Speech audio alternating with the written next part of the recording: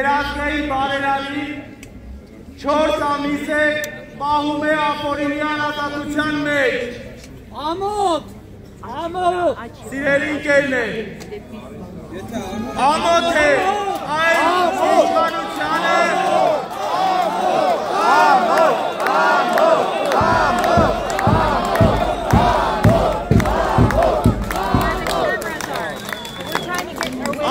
այն իշխանությանը, ով կալանավորում է ազգային բարերարին,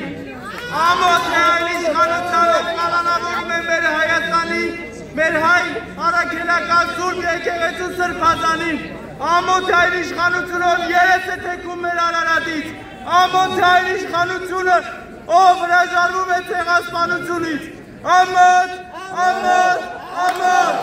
ամոթ, ամոթ, ամոթ,